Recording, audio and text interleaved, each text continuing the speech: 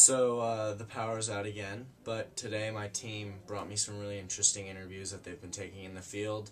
I stopped by the medical clinic, and I also took an interview with the program's executive director, Salim. So take a look. There was a time that there was a post-election violence here in Kibera. Yes. Yeah, and I heard that here in Kibera, most people are very affected. So if I ask you to your personal life, how are you being affected by this post-election violence? For sure, I was fully affected. First, I was arrested because of that post-election. And then I suffered for around 8 months. And I was a schoolboy. When I came back, I could went to that year was in Form 1. So the 2-8 I could say to go to in Form 2. But because I was arrested, it forced me to repeat.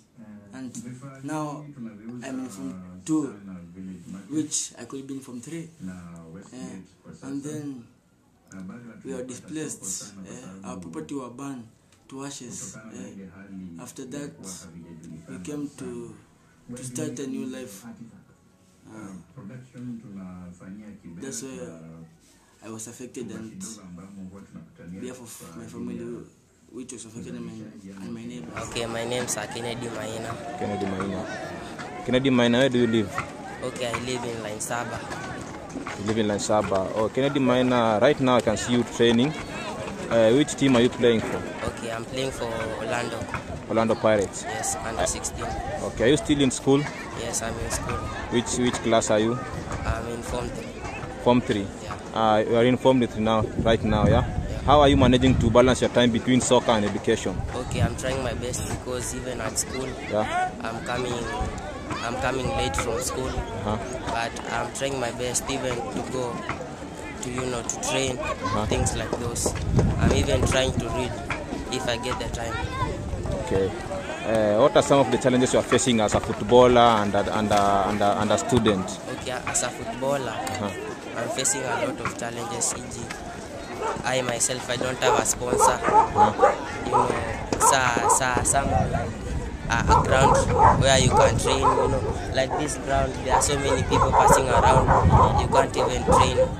This here is the new Carolina for Kibera Tabitha Medical Health Clinic that was officially opened by the Prime Minister on March 10, 2009. This is like the best hospital or the best clinic around Kibera, and it offers free medical services to the people living around Kibera. My name is Salim Mohammed. I'm the Executive Director at Carolina for Kibera, an international NGO that works in Kibera. So what do you think the biggest challenge is about living in Kibera? I think the biggest challenge living in Kibera first is the fact that the residents of Kibera are not recognized. You know, they live in a land that actually they don't have ownership to. And that brings up a lot of myriad of problems. Issues to do with poverty, issues to do with insecurity, issues to do with unemployment. More importantly, after the post-election, a lot of division in terms of ethnicity. You know, tribal, the aspect like people live within where their tribe is and all that, and then that's bring a lot of issues to do with misunderstanding and conflict. You know. So what has CFK done for the community? I think more importantly is how has CFK been able to challenge the community to come up with solutions that affects solutions to the problems that affect them in the community. And one of the things is within the community is that we are working especially with a lot of young people. If you look at the sports program, is how do you bring young people to play soccer together, young people from different tribes, and this build relationships with the community and among the young people, and they take those relationships back home. And through the partnership we have with other partners, we've actually built a hospital in Kibera that is actually providing quality and free care to a population of 30,000 people. There are a lot of health complications, there are a lot of diseases in Kibera because due to poor sanitation, poor water, and also issues to do with the way the infrastructure and the aspect of people living closeness to each other. So with the clinic, we are able to see nearly about 30,000 people in a year, which is huge, and all this we are providing free of service, but through partnership with so many amazing institutions like CDC, so many partners like Duke University, UNC, University of North Carolina, and other private donations from different people. So what are the biggest problems that CFK as an organization face? The environment of Kibera changes every day, and with that it brings an element of a change in expectations by the community. And also, if you look at Kibera, this is the largest informal settlement with a population of about 600 to 1 million people. It's estimated to be that. And we find one of the major challenges, it's also an area that is very politically rife. It's like there's a lot of politics.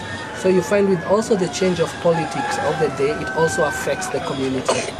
And, that is also a challenge for Carolina, for Kibera, is how are you able to work with the community to meet their needs, and as well in the aspect like how do you work with the changes, the day-to-day changes of the community, be it in leadership, be it in the community level, be it in the local level or the national level, you see.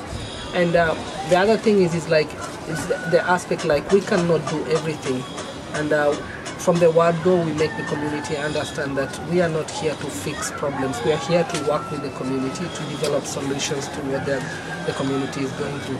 And we are definitely part of this community. Is that we are not isolating ourselves with Kibera. We are Kibera. So we are not separate from the community.